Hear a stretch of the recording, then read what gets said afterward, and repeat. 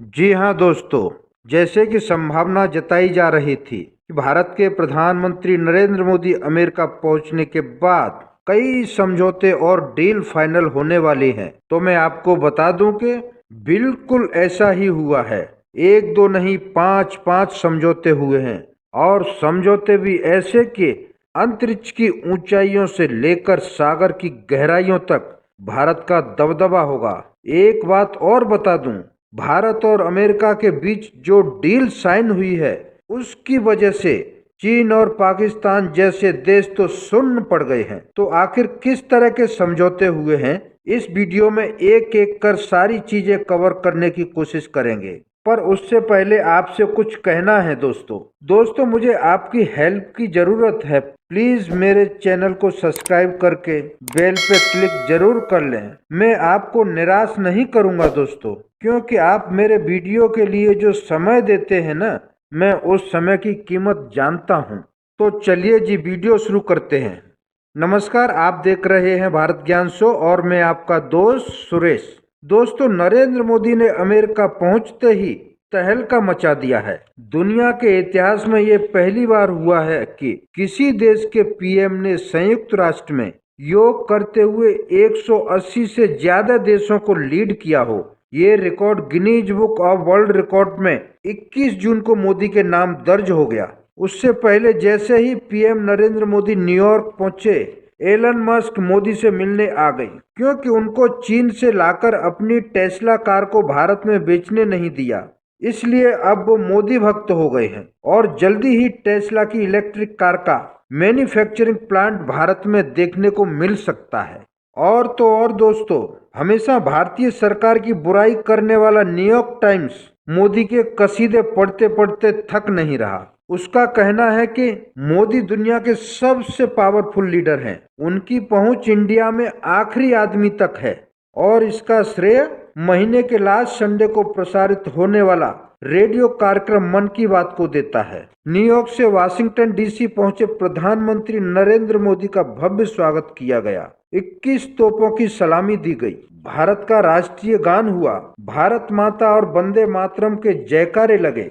Imperial state building सहित America के कई शहरों में कई इमारतें मोदी और तिरंगे की रोशनी से जगमगा रही थीं। रात 9 बजे जो बाइडेन और अमेरिका की first lady doctor Jill Biden ने मोदी के सम्मान में स्टेट डिनर का आयोजन किया, जिसमें मोदी और जो बाइडेन की जबरदस्त केमिस्ट्री देखने को मिली।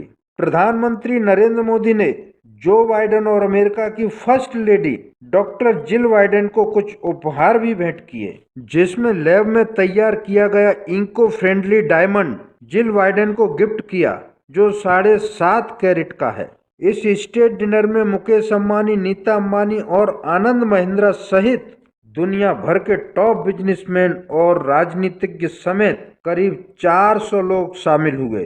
फिर शुरू हुआ जो बाइडेन के साथ मीटिंगों का दौर। नरेंद्र मोदी ने अमेरिका पार्लियामेंट के जॉइंट सेशन को भी संबोधित किया। हालांकि 4 से 5 संसदों ने इसका बहिष्कार भी किया, पर वे सभी संसद भारत विरोधी पूर्वाग्रह से ग्रसित थे।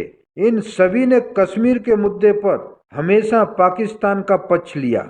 आगे मोदी और जो बाइडेन की मीटिंगों से जो निकलकर बाहर आया है वो ये है कि भारत और अमेरिका के बीच कई तरह के समझौते हुए हैं।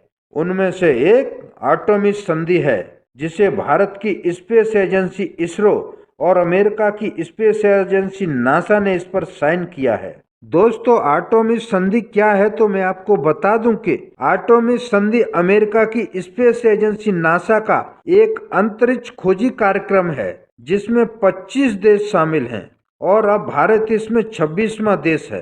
अब भारत की इसरो नासा के साथ चंद्र मिशन की तैयारी करेंगे, जो अगले साल एस्ट्रोनेट के साथ चंद्रमा पर भेजने वाले हैं। इसके अलावा भी मंगल पर खोज, इंटरनेशनल स्पेस सेंटर आदि में मिलकर काम करेंगे। आपको पूरा बताने गया तो वीडियो 1 घंटे से भी ज्यादा बड़ा हो जाएगा दोस्तों, इसके लिए शॉर्टकट में बताने की कोशिश करूंगा। दूसरी डील है फाइटर जेट के इंजन, जो अब भारत में ही बनाए जाएंगे। दरअसल अमेरिका की जीई एरोस्पेस और भारत की HCL ने इस पर साइन किए हैं, जिसके तहत भारत में सिर्फ इंजन ही नहीं बनेंगे, बल्कि कुछ हद तक इंजन की टेक्नोलॉजी भी भारत को ट्रांसफर करेगा, जिसकी वजह से तेजस मार्क 1 और मार्क 2 में लगने वाले इंजन का प्रॉब्लम सॉल्व हो जाएगा। इससे और भी कई तरह के फायदे भारत को होने वाले हैं। आपको बता दूं कि फाइटर जेट के इंजन बनाने की टेक्नोलॉजी ठीक से चीन के पास भी नहीं है।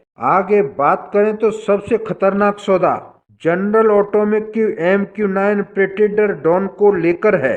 ये MQ-9 रिपर ड्रोन का ही उन्नत वर्जन है। 30 ड्रोन का सौदा करीब $2 अरब से ज्यादा का होगा। 12 ड्रोन नेवी के लिए और बाकी 8 आर्मी और एयरफोर्स के लिए होंगे। ये ड्रोन इतने खतरनाक हैं कि यूरोप, अफ्रीका और ऑस्ट्रेलिया तक इनकी मारक क्षमता होगी। ये खुद ही टारगेट को ढूंढकर उस पर अटैक करके नेस्तनाबूद कर देती है और इसमें कोई पायलट नहीं होता।